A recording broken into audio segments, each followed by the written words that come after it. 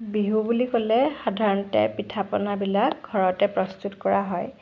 সেয়েহে short video' ইতিমধ্যে upload কৰা হৈয়ে গৈছে। লং ভিডিঅ'ত আপোনালোকক দেখুৱাবলৈ লৈছোঁ মই এই দুটা পিঠানো কেনেকৈ প্ৰস্তুত কৰিলোঁ। মই ডাব নাৰিকল লৈ লৈছোঁ। আপোনালোকে নাৰিকল ৰুকাও ল'ব পাৰে, ফ্ৰেছ নাৰিকলো ল'ব পাৰে। লগতে গুড় চাউল তিয়াই থৈ এতিয়া টুকি থৈ দিছোঁ অকণমান সময়ৰ কাৰণে। এতিয়া মই মিক্সাৰ গ্ৰাইণ্ডাৰ এটা লৈ ল'লোঁ, একেলগেই দি দিছোঁ। আপোনালোকে বেলেগ বেলেগকৈ আচলতে নাৰিকল আৰু চাউল দিব পাৰে।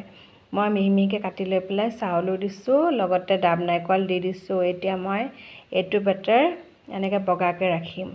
লগতে মই আমূল্য গাখীৰ অকণমান দি দিছিলোঁ আৰু লগতে আপোনালোকে অকণমান বেকিং ছ'ডাও দিব পাৰে। এইটো মোৰ ৰেডি হৈ গ'ল। আন এটা পাত্ৰ লৈ লৈছোঁ।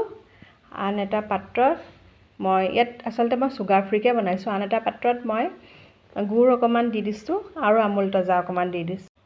দুটা পাত্ৰত বেলেগ বেলেগকৈ আচলতে দি দিয়া হৈছে। এতিয়া গুড়খিনিও একেলগে মিক্স কৰি দিম। প্ৰচেছটো একেই। প্ৰথমটো মই বগাকৈ থৈ দিছোঁ, আনটো মই অকণমান গুড় মিশ্ৰণ কৰিছোঁ। গতিকে মই চুগাৰ ফ্ৰীকেই বনাইছোঁ, চেনি ইয়াত ব্যৱহাৰ কৰা নাই।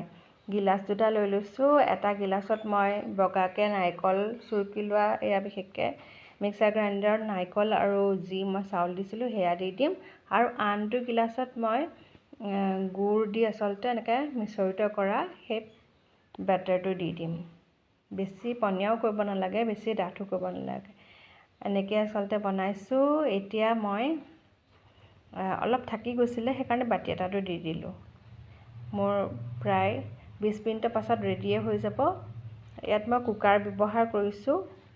আপোনালোকে বিশেষকৈ OTGতো এনেকৈ বনাব পাৰে, মাইক্ৰৱেভতো বনাব পাৰে। এতিয়া মই কুকাৰত দি দিছোঁ আৰু খাবলৈ যে কিমান সুন্দৰ হৈছিলে ক'বলৈ বাকী নাই। আপোনালোকে এনেকৈ ট্ৰাই কৰি চাব পাৰে। মই আচলতে বিহু বুলিয়ে বনাইছিলোঁ। এয়া বিশেষকৈ বাতিত দিয়াখিনিও ইমান সুন্দৰকৈ আচলতে হ'ল। মই এনেকৈ কাটি কাটি লৈছোঁ আৰু গিলাচত যে বনাইছিলোঁ সেইফালেও আচলতে সুন্দৰকৈ হৈ গ'ল। এতিয়া আৰু খোৱাহে কথা।